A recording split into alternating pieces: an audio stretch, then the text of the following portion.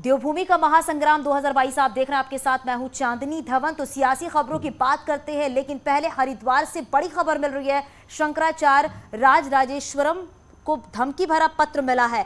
पत्र के अंत में तालिबान लिखा हुआ है। शंकराचार्य को पोस्ट के माध्यम से ये पत्र भेजा गया है। शंकराचार्य ने इसकी शिकायत कनखल थाने में कराई है। शंकराचार्य को धमकी मिलने से पुलिस में हड़कंप मचा हुआ है।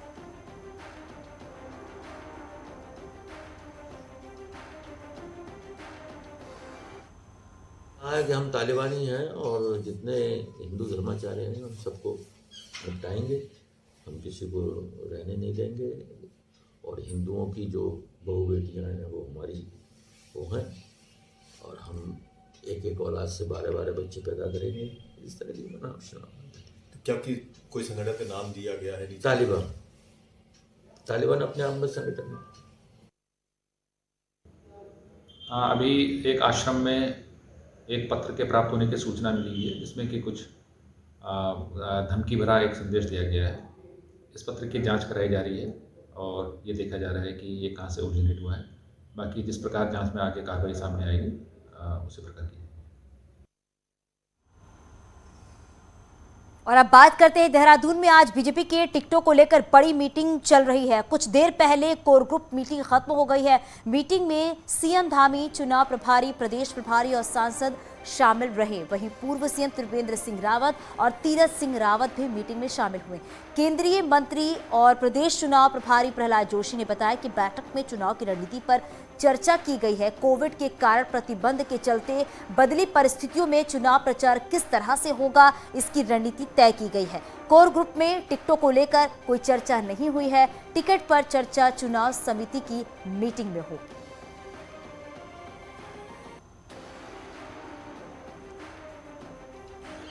कोर कमेटी में जो अभी कोरोना का परिस्थिति उत्पन्न हुआ है, इस संदर्भ में जो कुछ रिस्ट्रिक्शन भी लगा हुआ है और वास्तव में एक रिस्पॉन्सिबल पार्टी के रूप में हमको संयम भी बरतना पड़ेगा। ये सब चीज़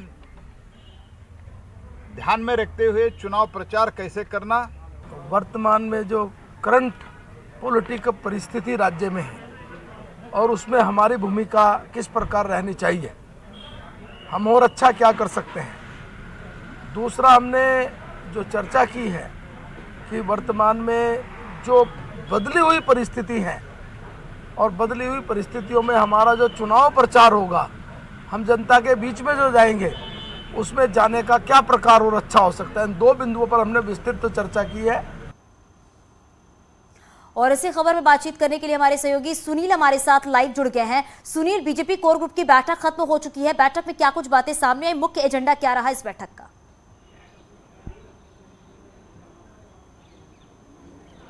देखिए चांदनी, आज करीब 12 बजे से बीजेपी कोर ग्रुप की मीटिंग शुरू हुई थी। कोर ग्रुप की मीटिंग के बाद चुनाव समिति की भी मीटिंग हुई। हालांकि दोनों बैठकों का मुख्य एजेंडा था कि जो कैंडिडेट्स हैं विभिन्न विधानसभाओं से जिन्होंने दावेदारी की है उनको शॉर्टलिस्ट करना। लेकिन इस पर चुनावी रणनीति को लेकर भी चर्चा हुई। कोविड की जो मौजूदा परिस्थितियाँ हैं उसको लेकर भी चर्चा हुई कि पार्टी का जो आगे जो चुनावी अभियान है वो किस तरह से आगे इसको संचालित किया जाएगा। खासकर जो मेन टॉपिक रहा वो कैंडिडेट्स का रहा कि विभिन्न 70 विधानसभाओं से जो विभिन्न कैंडिडेटों ने यहाँ पर दावेदारी की थी उनको शॉर्टलिस्ट करने को लेकर पार्टी ने ये तय किया है। उस पर विस्तृत रूप से 70 की 70 विधानसभाओं को लेकर चर्चा हुई और लास्ट में मुख्यमंत्री, प्रदेश अध्यक्ष और महामंत्री संगठन अजय कुमार को 3 लोगों को नियुक्त कर दिया गया इस बात के लिए कि वो फाइनल लिस्ट को सॉर्ट आउट करेंगे। एक विधानसभा से 3 लोगों का जो पैनल है उसको बनाया जाएगा और कल पार्टी का जो नेतृत्व है, प्रदेश नेतृत्व, वो कल दिल्ली जाएगा और दिल्ली में केंद्रीय नेताओं से इस पैनल पर बातचीत होगी, उनको पैनल दिया जाएगा और उसके बाद केंद्रीय पार्लियामेंट्री बोर्ड की मीटिंग में यानी कि अगले 2 से 3 दिन में पार्टी की जो पहली सूची है वो जारी हो सकती है। जी सुनील, इस बैठक में चुनाव की रणनीति पर चर्चा हुई, प्रचार प्रसार पर चर्चा हुई, लेकिन टिकटों पर चर्चा नहीं हुई।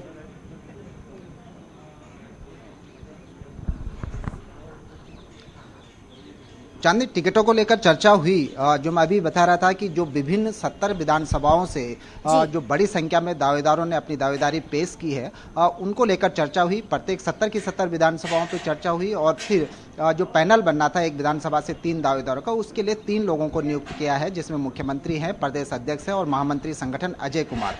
ये लोग पूरे पैनल को शॉर्टलिस्ट करके केंद्रीय नेतृत्व के पास ले जाएंगे। लेकिन जो एक बड़ा पेंच है चांदनी, जो हम शुरू से ये बातचीत कर रहे थे कि बीजेपी एंटी इनकम्बेंसी को कम करने के लिए, और चूंकि बीजेपी का जो नारा है कि अब की बार 60 पार, उस पर खरा उतरने के लिए बीजेपी बड़ी संख्या में सिटिंग विधायकों का भी टिकट काट सकती है। जो पार्टी सूत्र बताते हैं, पार्टी के भीतर से छनकर जो जानकारियां आ रही हैं, करीब 20 के आसपास ऐसी सीटें होंगी जहां पर पार्टी अपने सिटिंग विधायकों का टिकट काट सकती है। जो ग्रुप डिस्कशन आज की मीटिंग में हुआ, उसमें एक बात ये भी निकल कर सामने आ रही है कि ये भी इस बात के समर्थन में भी कुछ लोगों ने अपनी बात रखी कि जो विधायक जहां पर है वो उसी विधानसभा से चुनाव लड़े, यानी कि वो अपनी विधानसभा क्षेत्र बदले नहीं। इससे दूसरी कॉन्स्टिट्यूंसी भी डिस्टर्बेंस होती है। खासकर उत्तराखंड बीजेपी में हरक सिंह को लेकर बड़ी चर्चाएं हैं कि हरक सिंह कोटद्वार छोड़कर केदारनाथ सीट पर अपनी दावेदारी कर रहे हैं, वो केदारनाथ से टिकट मांग रहे हैं। तो इसको लेकर भी कुछ लोगों ने आज की जो बिल्कुल सुनील, क्योंकि टिकटों को लेकर भी खींचतान देखने को मिल रही है। अब देखना यह होगा कि जब लिस्ट सामने आती है तो किसके टिकट कटते हैं और किसको टिकट मिलता है। बहुत शुक्रिया इस पूरी जानकारी के लिए। रामनगर में भी बीजेपी की टिकट पर संग्राम मचा हुआ है। विधायक दीवान सिंह बिष्ट की दावेदारी को बीजेपी के 11 कार्यकर्ताओं ने चुनौती दी है, जिसके बाद से विधायक की टेंशन बढ़ गई है। 14 फरवरी को विधानसभा चुनाव होने हैं। ऐसे में बीजेपी में भी टिकट की चाह रखने वालों का तांता लगा हुआ है। रामनगर विधानसभा सीट पर विधायक दीवान सिंह के अलावा 11 दावेदारों ने अपना दावा ठोका है, जिनमें भागीरथ लाल चौधरी, गणेश रावत, नरेंद्र शर्मा, इंदर रावत, भावना भट्ट, निर्मला रावत, अमिता लोहनी, नरेंद्र चौहान, मनोज रावत, राकेश नैनवाल और मदन जोशी शामिल हैं। इस बार रामनगर से मेरी प्रबल दावेदारी है और बाकी पार्टी संगठन जो तय करती है मैं उसके साथ हूं। अगर पार्टी मेरे पर भरोसा करती है, मैं निश्चित रूप से अपनी भारतीय जनता पार्टी की झोली में रामनगर की सीट को डालूंगा। मैं लंबे समय से भारतीय जनता पार्टी का कार्यकर्ता हूं और इस नाते मैंने भी जो है विधानसभा 2022 के लिए जो है दावेदारी प्रस्तुत की है और संगठन को कार्यकर्ताओं के बारे में भी विचार करना चाहिए। उधर विधायक दीवान सिंह बिष्ट मानते हैं कि हर कार्यकर्ता को पार्टी से दावेदारी का अधिकार है, इसलिए उन्हें नहीं लगता कि ये लोग उनके खिलाफ हैं। उनका मानना है कि उनकी उम्र अभी भी दावेदारी करने के लिए पर्याप्त है। क्षेत्र में उनके किए गए कामों के आधार पर पार्टी उन पर फिर विश्वास जताएगी। मेरे विरोध में तो नहीं है, दायित्व तो उनको प्रत्याशी के रूप में उन्होंने डिमांड किया कि हम भी प्रत्याशी हो सकते हैं। कोई विरोध में तो ऐसा कुछ नहीं है। ठीक है, उनकी अपनी मांग है, कार्यकर्ता हैं, कार्यकर्ताओं का अपना अधिकार है कि टिकट के लिए दावेदारी करें। विधानसभा चुनाव में पार्टी किसे अपना प्रत्याशी बनाएगी ये कुछ ही दिनों में साफ हो जाएगा, लेकिन बढ़ती दावेदारों की फौज पार्टी में क्या गुल खिलाएगी ये देखना दिलचस्प होगा। न्यूज़ 18 के लिए रामनगर से गोविंद पाटनी की रिपोर्ट। उत्तराखंड कांग्रेस की स्क्रीनिंग कमेटी की 2 दिन चली मैराथन बैठक के बाद आज फिर सोनिया गांधी के साथ कांग्रेस इलेक्शन कमेटी की बैठक होगी। आज शाम होने वाली बैठक के बाद पहली लिस्ट की घोषणा कर दी जाएगी और आज की बैठक वर्चुअल होगी, जिसमें सोनिया गांधी के साथ ही हरीश रावत, गणेश कोदियाल और प्रीतम सिंह शामिल होंगे।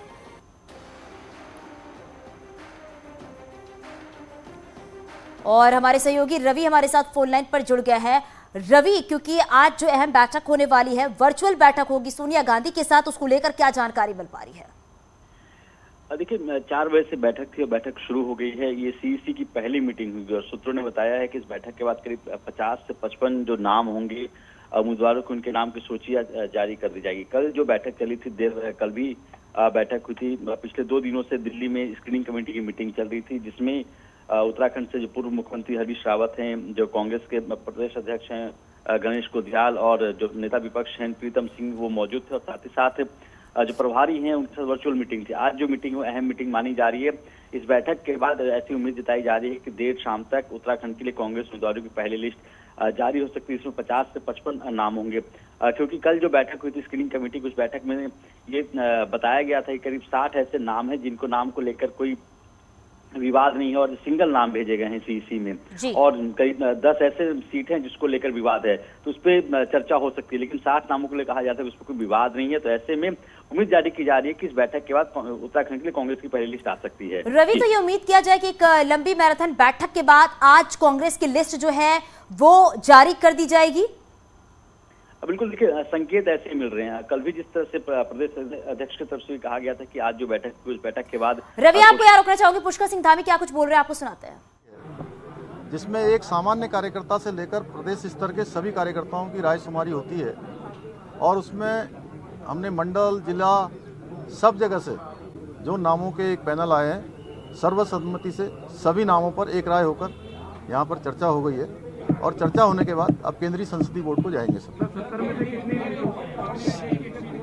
सभी नाम जो है लगभग हम लोगों के यहाँ पर आ गए हैं, और अंतिम निर्णय जो है केंद्रीय संसदीय बोर्ड करेगा। नहीं, अभी ऐसा कोई नहीं है जो आप पूछ रहे हैं, ऐसा कुछ नहीं है। वो अभी सभी नामों पर चर्चा हुई है और सर्वसम्मति से हुई है। हम चुनाव को लेकर पूरी तरह से तैयार हैं, और अब की बार हम लोगों ने नारा दिया, अब की बार 60 पार। हम लोग बिल्कुल अब की बार 60 पार करेंगे। सर, राज्य में कल तक जो चुनावी जनसभाएं हैं वो रद्द है। कल के बाद में किस तरह की गाइडलाइन होगी? अब तो देखिए, तो चुनाव आयोग बताएगा, चूंकि अब चुनाव आचार संहिता लगी हुई है। जो भी गाइडलाइन आएगी उस गाइडलाइन के अनुसार हमारी पार्टी, हम लोग पूरी तरह से उसमें पूरा सहयोग करेंगे और उसके आधार पर आगे बढ़ेंगे। सर, स्टार प्रचारकों को लेकर के क्या रहेगा, क्योंकि इस बार चुनाव आयोग की काफी बंदिशें हैं, तो क्या स्टार प्रचार की लिस्ट जारी होगी या फिर नहीं? स्टार प्रचारकों की लिस्ट जारी होगी, लेकिन अभी चूंकि आचार संहिता लगी हुई है और चुनाव आयोग के अभी स्पष्ट जो निर्देश नहीं आए हैं, उनके निर्देश आने के बाद हम लोग उसको अपने स्टार प्रचारकों को। तो सुना आपने कि अभी सीएम पुष्कर सिंह धामी ने क्या कुछ कहा है। उन्होंने कहा है कि अब की बार 60 पार का नारा दिया। चलिए आगे बढ़ते और बात करते हैं। यहाँ पर कांग्रेस की टिकट अभी फाइनल नहीं है, लेकिन इंदिरा हृदयेश के निधन के बाद हल्द्वानी से कांग्रेस के कई दावेदार खड़े हो गए हैं। लेकिन बेटे सुमित को मां इंदिरा के नाम पर ऐसी आस है कि वो अपना टिकट फाइनल मानकर चल रहे हैं और जीत को लेकर आश्वस्त दिख रहे हैं।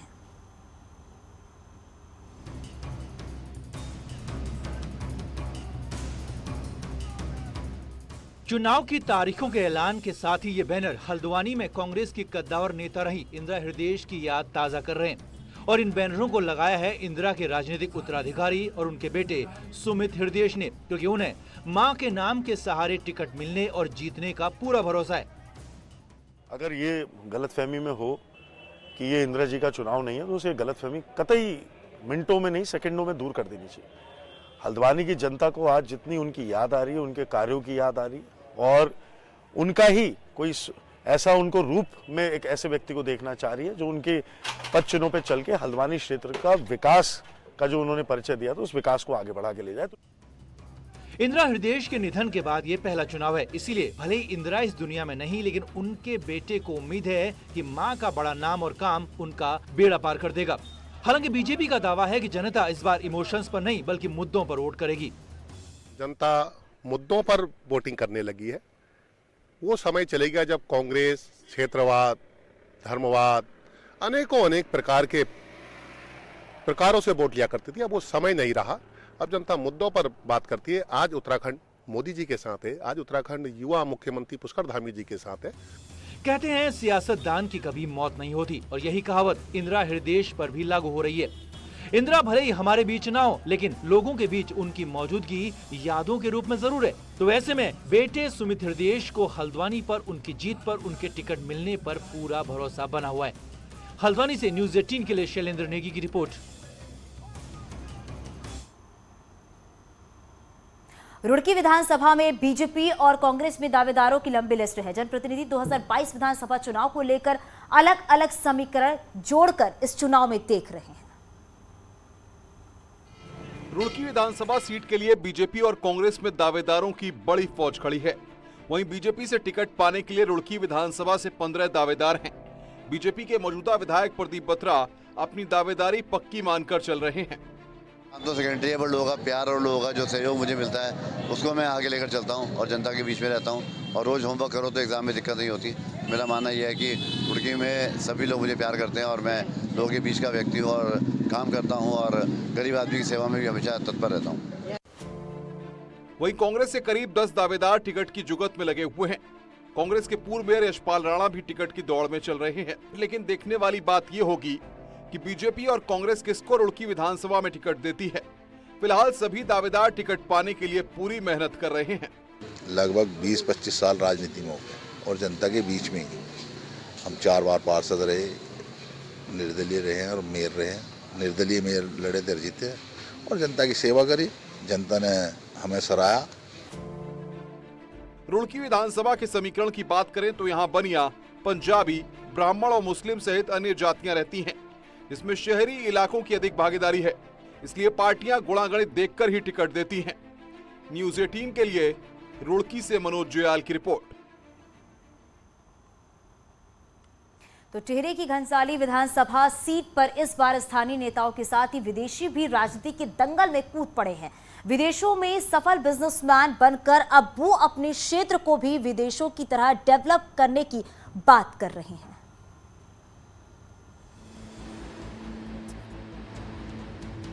टिहरी जिले की घनसाली सीट की भिलंगरा घाटी को मिनी जापान कहा जाता है।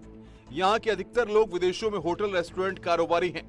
घनसाली, जिसे भिलंगरा घाटी भी कहा जाता है, यहाँ के करीब हर दूसरे परिवार के कोई न कोई सदस्य विदेशों में होटल लाइन में काम करते हैं, जिसमें से अधिकतर जापान में रहते हैं और इस विधानसभा चुनाव में टिकट की दावेदारी कर रहे हैं और विदेशों की ही तरह विकास करने की बात कर रहे हैं। जापान में रहा हूँ, मैंने वहाँ पे बिजनेस भी की है। महाराष्ट्र जैसे शहर में रहा हूँ, वहाँ मैंने बिजनेस किया है, पर मेरा हमेशा अपना जो ध्यान है मेरा घनसाली विधानसभा के लिए है। और अब वक्त आ गया कि आप लोगों के माध्यम से, घनसाली जनता जनार्दन के माध्यम से, हमारे जो ऊपर लोग हैं उनके माध्यम से अगर हमको टिकट यहाँ पे मिलता है तो हम मात्र साल भर के अंदर हम यहाँ की रूपरेखा अच्छे ढंग से बदलेंगे। हालांकि विदेशों में रह रहे लोगों के चुनाव लड़ने पर जानकारों का मानना है कि यदि बिजनेसमैन राजनीति में आ रहे हैं तो उनकी मंशा सिर्फ अपने ही बिजनेस बढ़ाने की ही रहेगी, क्योंकि ऐसे लोग यहाँ की जनसमस्या तो ज्यादा नहीं जानते। सवाल इस बात का है कि आप इस क्षेत्र के संबंध में, इस क्षेत्र के लोगों की पीड़ा कितने दिनों से जानते हैं, कितने दिनों से आपकी इस क्षेत्र की पीड़ा का अनुभव है, यह बड़ा सोचनीय विषय है।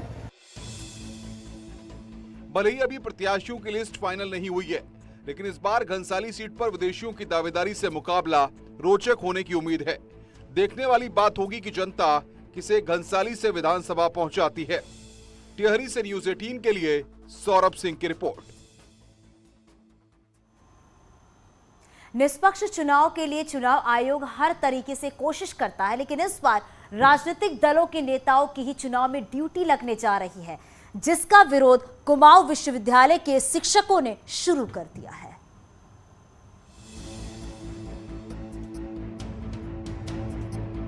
राजनीतिक दलों की टिकटों की माथापच्ची के बीच कुमाऊं विश्वविद्यालय के शिक्षकों ने चुनाव में ड्यूटी न लगाने की मांग की है। इसके लिए बकायदा विश्वविद्यालय शिक्षक संघ और कर्मचारी संगठन ने ड्यूटी न लगाने की अपील की और निर्वाचन आयोग को पत्र भी भेजा।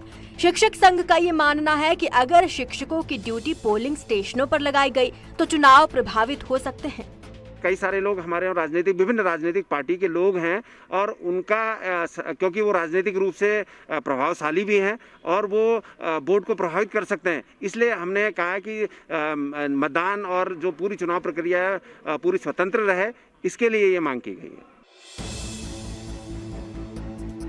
दरअसल अशासकीय स्कूलों के टीचर्स और कुमाऊं यूनिवर्सिटी के शिक्षकों को ग्राम प्रधान से लेकर विधानसभा और एमपी तक के चुनाव लड़ने की छूट है, जिसके चलते शिक्षक और कर्मचारी कई राजनीतिक दलों से सीधे जुड़े हैं और कई संगठन में पदों पर भी हैं।